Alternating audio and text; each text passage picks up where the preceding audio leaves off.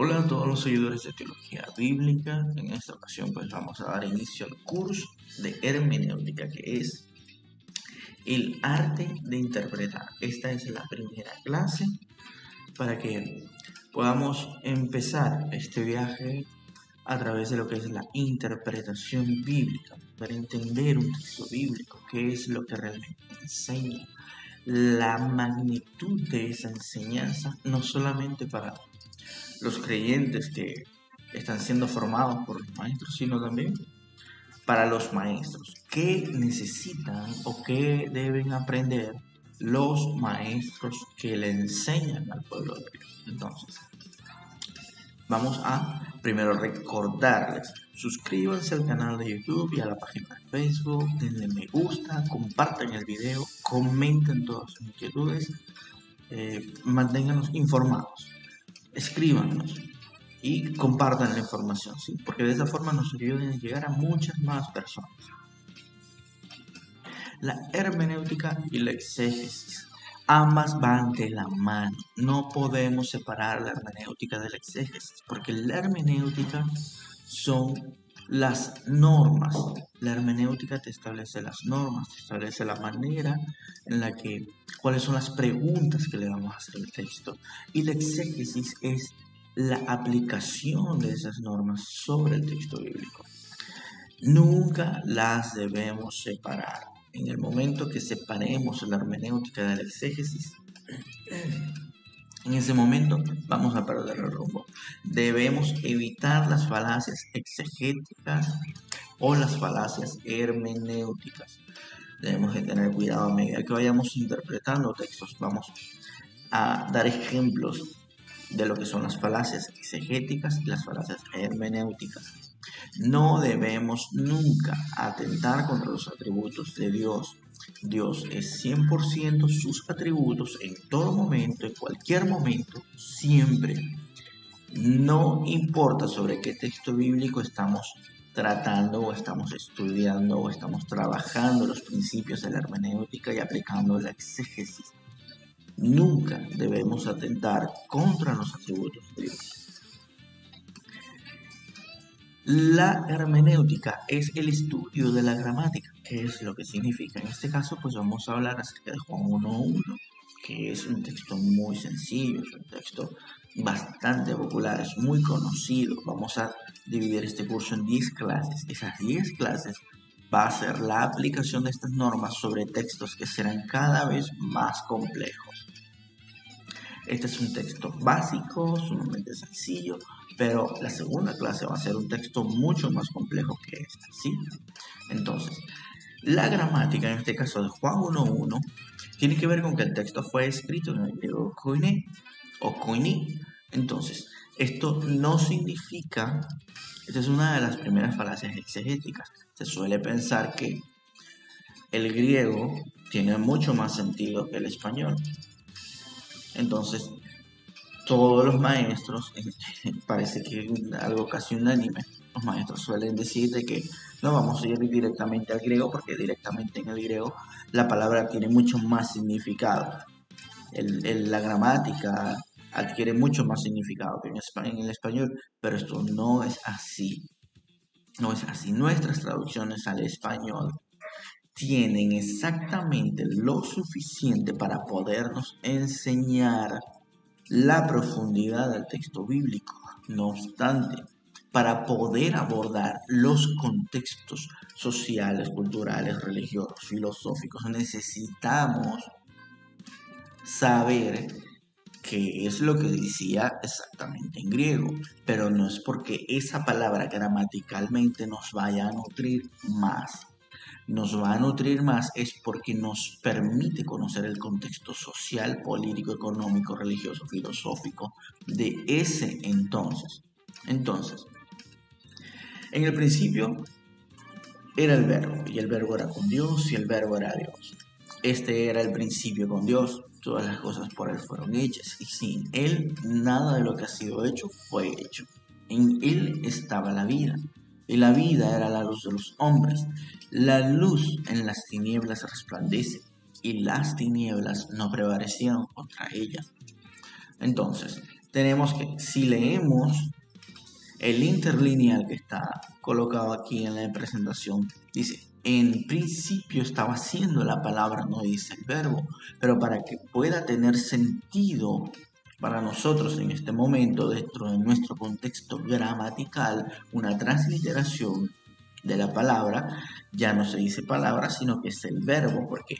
Porque para nosotros el verbo gramaticalmente adquiere más sentido que decir que en el principio era la palabra, era solo la palabra. Pero para los griegos la palabra tenía mucho más sentido. ¿Por qué?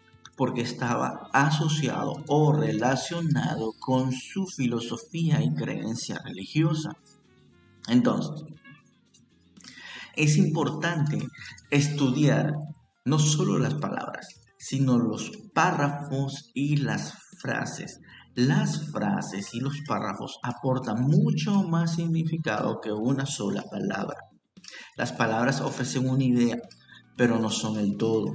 Las frases y los párrafos ofrecen una visión más general y real de la intención del autor, del locutor, en este caso Juan. La falacia etimológica es un peligro constante. Podemos caer en el error de decir lo siguiente. Bueno, es que decir que en el principio era la palabra es más importante que decir que en el principio era el verbo, porque la palabra significa más. No. Dentro de nuestra gramática, el verbo es el que le da sentido a la oración. Le da sentido a toda la oración. Una sola palabra no significa mayor cosa, no tiene mayor contexto, pero el verbo te aporta el contexto, te permite comprender el contexto. En cambio, para los oyentes griegos de la época o los que estaban familiarizados con la filosofía griega de la época del Imperio Romano, que predominaba en ese entonces, la palabra tenía un significado muy particular y amplio. Entonces, esto nos va a permitir a nosotros es estudiar el contexto. Vamos a ver la gramática no para estudiar la gramática, sino para estudiar el contexto, sino quién lo dijo, para quién o quiénes lo dijo, qué significaba para ellos en su tiempo. Para nosotros el verbo actualmente tiene mucho significado. El verbo le da sentido a la oración. Pero para ellos, el hecho de decir en el principio era la palabra, no tenía nada que ver con gramática. Tenía que ver con su historia, tenía que ver con su política, tenía que ver con su sociedad, tenía que ver con su religión y su filosofía. Decir que era la palabra era una cuestión cultural, no gramatical. Entonces, el contexto de Juan 1.1, ¿qué es? Vamos a abordarlo. Era principalmente social y político. ¿Bien? Debemos entender que el Imperio Romano controlaba todo el mundo conocido, la economía y la lengua. Todo lo que el Imperio Romano había tocado, que era una gran extensión territorial, que eran muchos pueblos influenciados por Roma, eran manejados económicamente y conocían su lengua. Si no la hablaban, estaban muy familiarizados con ella. Entonces, también ocurría algo, que el pueblo estaba oprimido por Roma y las palabras de Juan, que Juan les estaba comunicando, eran su lengua materna en la mayoría de los casos. Es decir, que Juan se comunicó a un pueblo que estaba dolido y le entendía lo que Juan les decía. Juan no les habló a ellos en el hebreo de esa época, sino que les habló en un idioma que ellos pudieran entender porque él entendía su necesidad. Entonces, esto nos enseña de entrada que es importante entender la necesidad que tiene un pueblo y comunicarles una respuesta de modo que ellos puedan entenderla, que ellos puedan comprenderla. ¿Estamos estudiando hermenéutica? Sí. ¿Estamos estudiando exégesis? Sí. Pero estos principios y esta forma de explicarlo, que muchas veces puede ser complejo, es algo que es para el maestro. Ya al momento de comunicarlo, al momento de transmitirlo, es importante que sea lo más entendible posible, que sea claro, que sea directo, que sea conciso, que sea algo que ellos puedan digerir, que ellos puedan comer para asimilar. Entonces, Roma se impuso otras culturas. Las palabras de Juan no solamente llegaban al lugar donde él se encontraba, sino que traspasaban las fronteras de Roma y llegaba a Samaria y llegaba a todos los pueblos que estaban controlados por los romanos. Entonces, el contexto filosófico, la filosofía de Roma, no solamente la economía y la sociedad y la lengua, sino que la filosofía de Roma y sus tendencias religiosas también se extendieron por todo el mundo conocido por ellos. Lo que para ellos significaba en el principio era la palabra. Todos los pueblos que estaban controlados por Roma estaban familiarizados, significaba para ellos algo desde el punto de vista religioso, desde el punto de vista filosófico. ¿Qué era lo que ellos conocían? Ellos conocían a alguien que se llamaba Heráclito, era su referente filosófico de logos. Era lo que ellos entendían cuando ellos escucharon la enseñanza de Juan de que en el principio era la palabra, el logos. Ellos inmediatamente se familiarizaron, dijeron, hey, eso tiene que ver con Heráclito. Para Heráclito, en ese momento que ellos escucharon de parte de Juan, en el principio era el logos, ellos dijeron, bueno, para Heráclito existía un logos primigenio que era el creador de todas las cosas y no solamente las creó, sino que las sostenía. Entonces ellos dicen, oye, un momento, Juan está hablando de las enseñanzas de Heráclito. Juan está diciendo que en el principio era el logos, es decir, el que creó y el que sostiene todas las cosas, pero ya va, está diciendo de que este logos primigenio era con Dios y estaba con Dios. Entonces ya había una diferencia entre la enseñanza de Heráclito y la enseñanza de Juan. ¿Qué era esto? Porque Heráclito solamente hablaba de una sola cosa, pero Juan está hablando de dos. Está hablando de un logos creador y sostenedor que sostiene las cosas. Y está hablando también de que estaba con Dios. Pero también está diciendo que era Dios y una añadidura. Entonces, les llamó la atención porque no era solamente la enseñanza de Heráclito. Juan captó su atención con una enseñanza conocida. Y también les empezó a decir cuál era la diferencia de esa enseñanza de Heráclito con la nueva enseñanza del Evangelio. Entonces, todos en Roma estaban familiarizados con las enseñanzas de Heráclito, porque Platón, Aristóteles, Cratilo y los estoicos, entre muchos otros, fueron influenciados por este filósofo griego. Entonces, ¿qué era el logos de Juan para ellos? Era una enseñanza común. Ellos dijeron, oh, sí, claro, en el principio era el logos. Sí, ya, yo sé de qué estás hablando. Todos los maestros de la época lo enseñaban. Era una enseñanza que entendían ellos. Sí, por supuesto, yo sé. Todos los que escucharon a Juan dijeron, sí, el logos es el que creó y es el que sostiene las cosas. Es verdad, Juan, sabemos a qué te refieres. Pero había algo nuevo.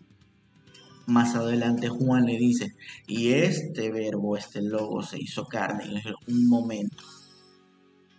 Para Heráclito, el logos era una especie de fuego consumidor.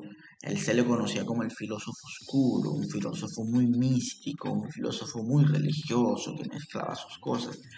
Pero Juan le agrega una persona física. Dice, este es Cristo, más adelante cuando veamos el contexto ya del texto bíblico. Y ellos dicen, un momento, pero no me habían hablado de que el logos se había hecho persona. Me habían hablado del logos, lo entendía, lo creía, yo también se lo repetía a mis hijos, pero ahora me estás diciendo de que este logos se hizo persona. Y me estás diciendo de que este logos es trascendental, es eterno, porque me dices que en el principio era con Dios y Él era Dios. ¿Cómo puede ser que este logos que siempre me enseñaron, que era algo inmaterial, ahora sea algo material, pero también trascendental? Porque ha existido antes, hoy y después. Es lo que me estás diciendo. Entonces captó su atención y les aclaró el panorama. Entonces, Jesucristo el Logos, ellos dijeron, ok, me estás diciendo de que esa persona es el principio creador. Me estás diciendo que esa persona, ese principio sustentador, es el que sostiene todo. Me estás diciendo que ese principio se hizo carne. Un momento, o sea, ¿qué es esto? ¿De qué me estás hablando? Yo pensaba que no podía tener una conexión con él.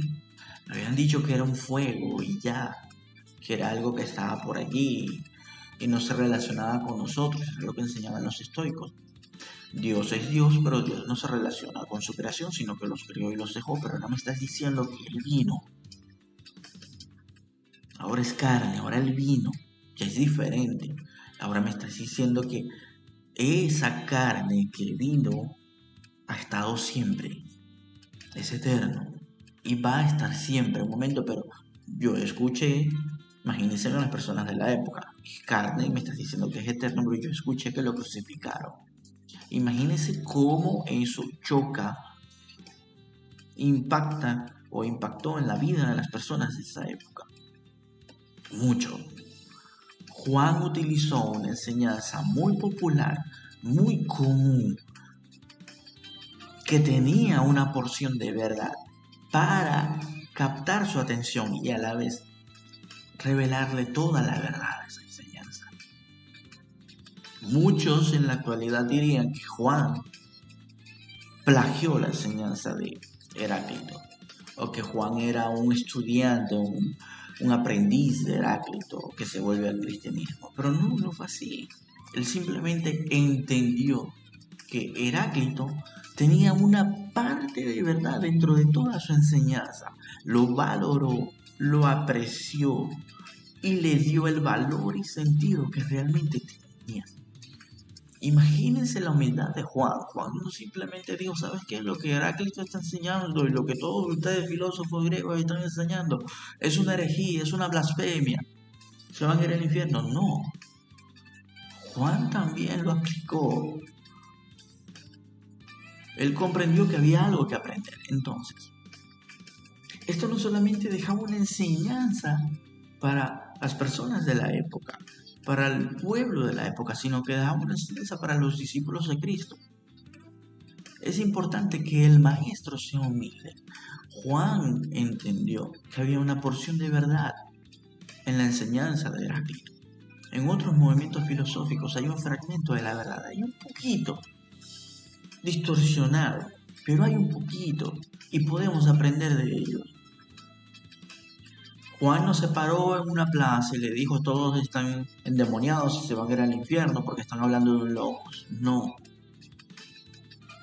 Él lo entendió, lo abrazó, lo valoró, lo respetó y lo comunicó. ¿Para qué? Para usar un lenguaje que fuese accesible para todo el mundo.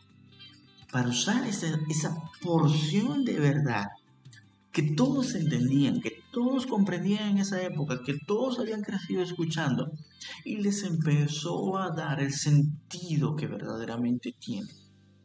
Y entonces ellos entendieron, el pueblo comprendió, y miren la explosión de discípulos que empezó a haber en la Roma conocida de esa época, solo porque Juan respetó las enseñanzas que ellos tenían desde niños, la valoró, les dijo, lo que ustedes creen, tácitamente les dijo, lo que ustedes creen desde niño, yo también lo creo, yo también lo enseño, pero permítanme decirles algo más, no es un fuego, es una persona que vino.